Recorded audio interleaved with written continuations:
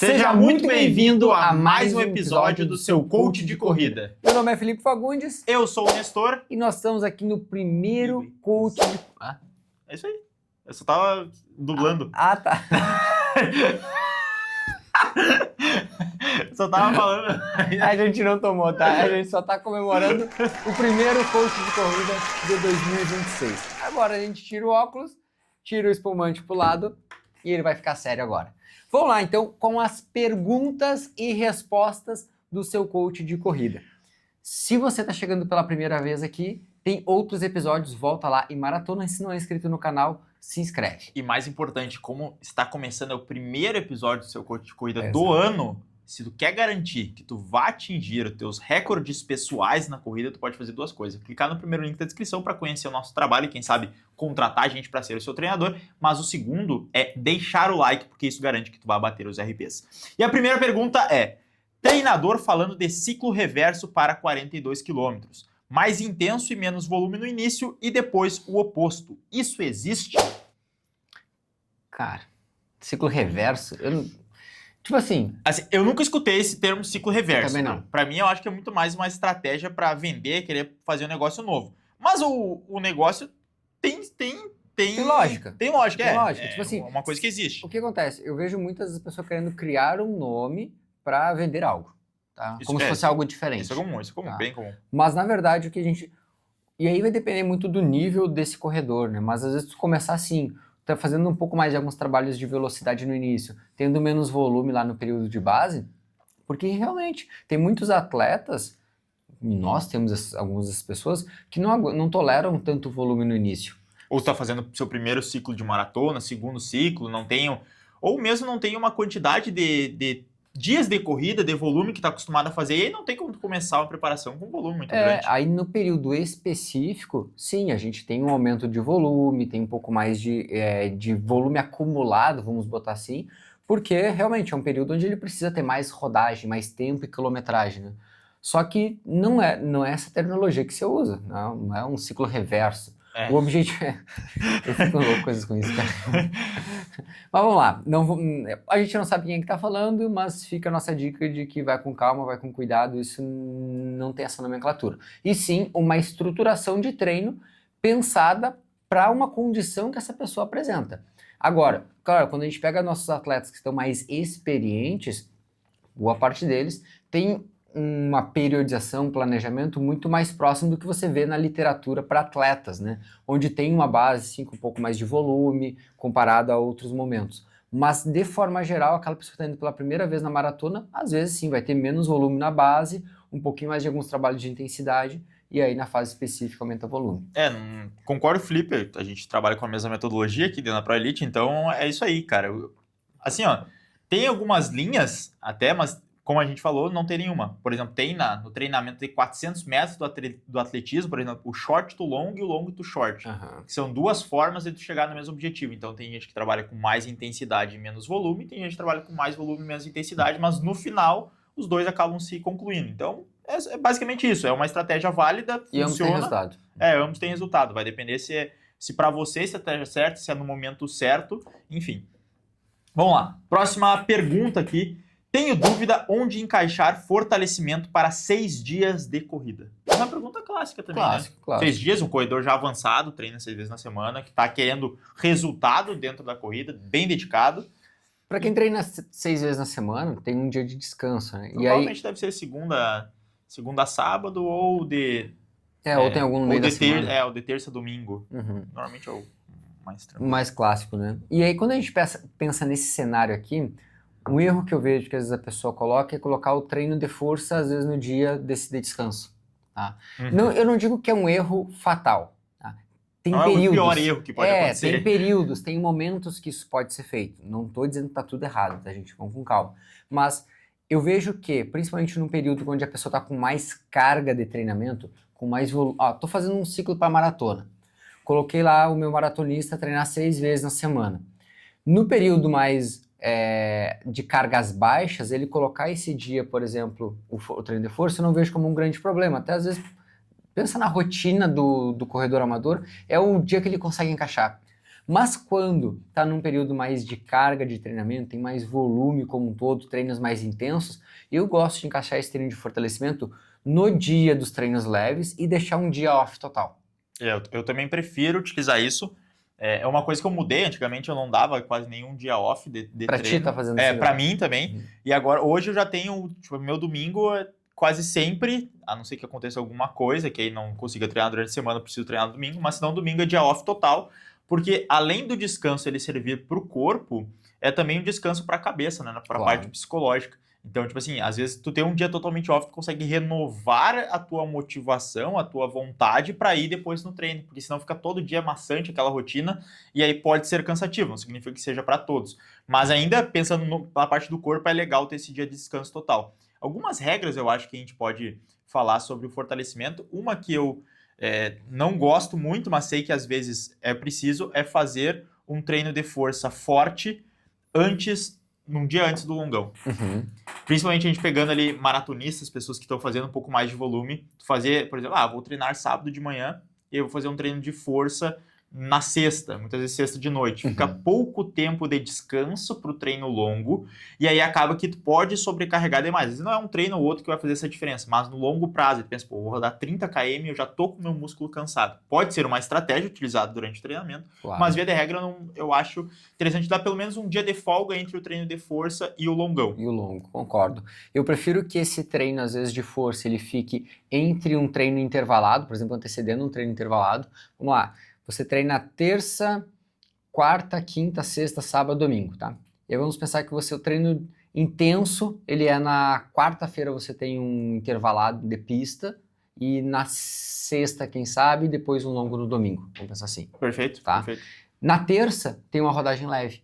Aí nessa rodagem leve, no turno oposto, o treino de força. Eu acho uma boa opção. Perfeito. Porque eu já começo a semana também, que é o seu primeiro dia da semana de treino, já começo garantindo um treino de força. E claro, se você treina mais de uma vez na semana, eu encaixaria esse segundo treino ali na quinta-feira, que também provavelmente vai ser um dia leve, por mais que na sexta-feira teria mais um treino de qualidade, de intensidade. Mas eu garantindo esses 2 treinos na semana, eu garanto que eu estou muito bem já, com uma boa base de força. Devo encaixar um terceiro treino de força?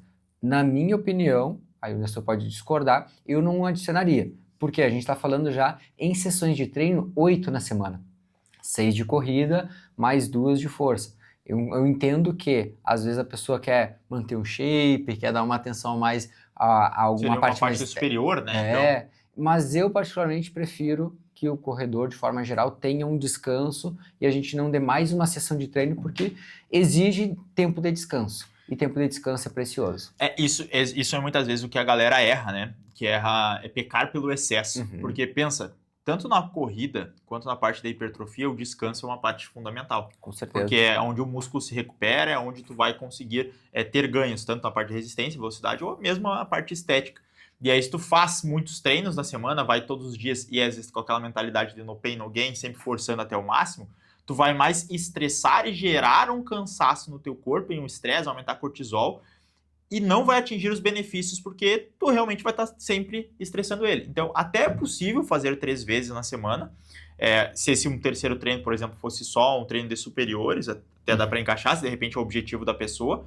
Mas é pensar e entender que tu precisa do tempo de descanso adequado. E às vezes, o descanso pra gente aqui, eu digo a gente como um todo, né, corredores amadores em geral, ele não é algo... seja fácil, né? Pô, tem meu trabalho, já trabalho 8, 10, 12 horas por dia. Aí eu vou encaixar mais 2 treinos. Aí eu preciso... Dorme 5 horas por noite. Dorme 5 horas por noite. Aí você tem que cuidar da família, então isso gera uma sobrecarga muito grande. Às vezes é melhor tu ficar, sei lá, uns 15 minutinhos a mais em cada um desses 2 dias que tu já faz o fortalecimento de inferiores, colocar o superior ali, porque aí tu garante um descanso a mais e tu não precisa em um outro dia se deslocar mais uma vez para academia e fazer algo assim. Então eu concordo com o Felipe, eu acho que 2 vezes na semana, assim, é muito bom antes do treino de força, ou tem até algumas estratégias que dá para encaixar no mesmo dia do treino de intervalado, ali você consegue descansar, mas eu acho que essa melhora, encaixando os treinos leves, para a maioria das pessoas vai ser melhor, e aí depois tu segue com a tua rotina normal de corrida. Preserva a massa muscular, tem uma boa condição física, eleva seu VO2 máximo, pensando em longevidade, muito bom. Isso aí é o melhor. Vamos para a última pergunta, então, do vídeo de hoje. O que é e como se faz? Antes, se ele não está inscrito no canal, Tem que se inscrever. tem que se inscrever. Se você não está inscrito, Meta se de inscreva. 10 mil esse ano, né? Aqui 10 no mil, canal. 10 mil. Esse ano não, né? Para março. Para março, a gente é ousado. Primeiro trimestre. Então a gente conta com a sua ajuda. Bora.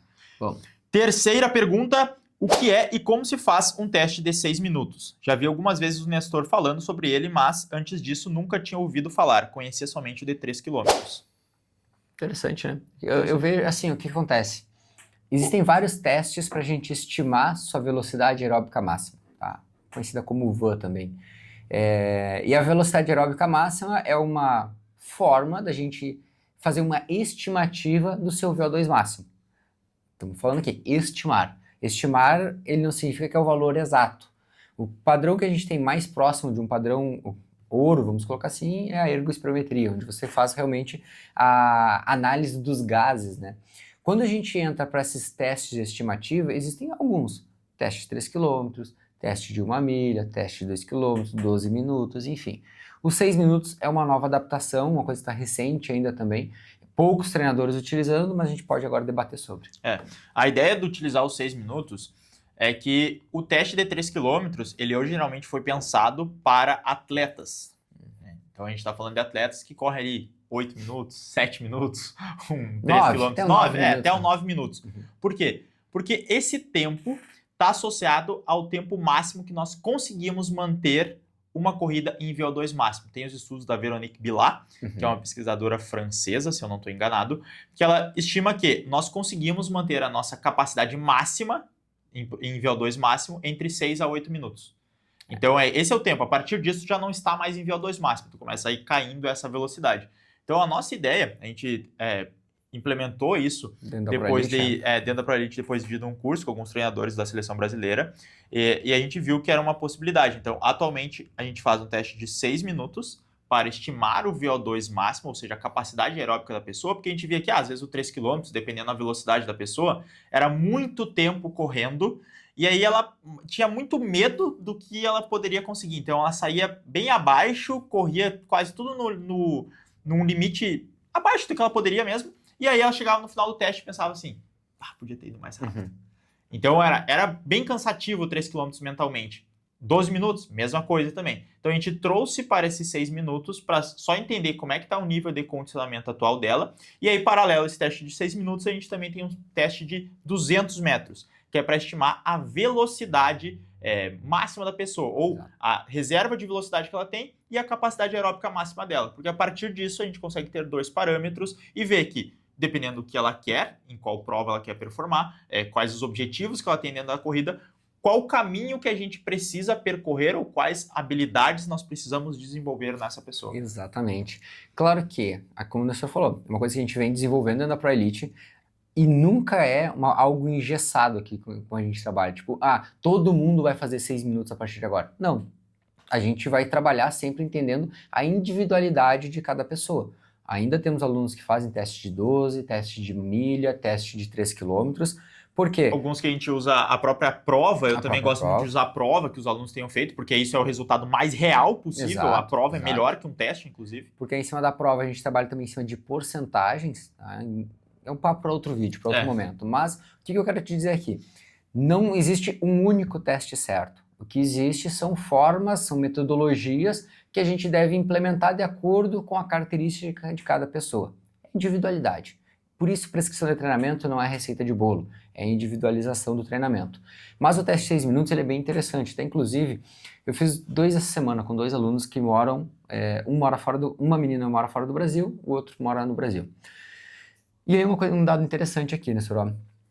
E aqui porque da gente usar esses 2 para a gente também entendendo às vezes mais algumas características de acordo com o objetivo da pessoa. Ela tinha o objetivo de melhorar os 5 km. Fez o teste de 6 minutos, pace de 5. Quando foi pro teste de 200, 4,50. Alguma coisa está errada. Alguma coisa está muito errada. Ou essa pessoa não está acostumada a correr rápido, ela não sabe a velocidade que ela tinha, ou ela se privou demais, na verdade se privou demais no 200, porque não tem como ter só 10 segundos de diferença, né? Exatamente. Então, o que a gente identifica aqui? Como o Nestor falou, a gente identifica a velocidade crítica e principalmente aqui a gente consegue entender o que a gente precisa trabalhar, muitas vezes, tá? E o segundo cenário desse outro aluno foi, ele fez os 6 minutos para 3,50, correu os 200 para 2,58. Tá, legal. Entendeu? Então, aqui sim, aqui a gente Já vê tem uma diferença. uma janela, uma possibilidade de trabalho muito grande. Né? Então, são coisas que a gente vai identificando, avaliando e personalizando. Aquele aluno que, se tem algum aluno nos assistindo e diz, mas eu nunca fiz esse teste. Como que a gente avalia? A gente te avalia nos seus treinos diários. Você já fez testes, fez provas e outros testes de 3K, 12 minutos, 1 milha e vários treinos intervalados. E a partir daí a gente tem a possibilidade também de te avaliar e, consequentemente, ver o que pode ser progredido e melhorado. Porque eu vejo assim, muitas vezes dedicar uma sessão apenas para avaliação, às vezes tu perde uma sessão de treino com qualidade. Sim, ainda mais para quem treina 3 vezes na semana. Agora, para quem está começando é importante, para a gente conhecer a pessoa. Às vezes a pessoa já chega com uma prova feita recente, já chega, não tem a outro necessidade cenário. de fazer o teste, mas se a pessoa não fez, a última prova que eu fiz começou agora, em janeiro, a última prova que eu fiz foi em abril de 2025. Aí, tipo assim, é muito Tá defasado. distante, tá defasado, então eu preciso conhecer a realidade, de repente essa pessoa parou de correr em algum momento, voltou, enfim, então eu preciso só entender a realidade desse teste, basicamente para mapear, para que a gente consiga conhecer ela, e muitas vezes ela se conhecer, porque nesse teste ela acaba, nossa, não sabia que eu podia correr nessa velocidade. Então... Foi o relato que eu recebi. Como que eu consigo correr tão rápido? É isso aí, então o teste serve para que a pessoa se conheça, a gente conhece, a partir disso a gente consiga montar o planejamento e construir o passo a passo até chegar no resultado final. Exato, então se você quer conhecer um pouco mais sobre a ProElite, clica no link embaixo, dá o próximo passo e ser nosso aluno, e se gostou desse vídeo, não deixa de curtir, compartilhar, e a gente finaliza mais um dia. E nos encontraremos bastante em 2026 por aqui. Te esperamos. Valeu!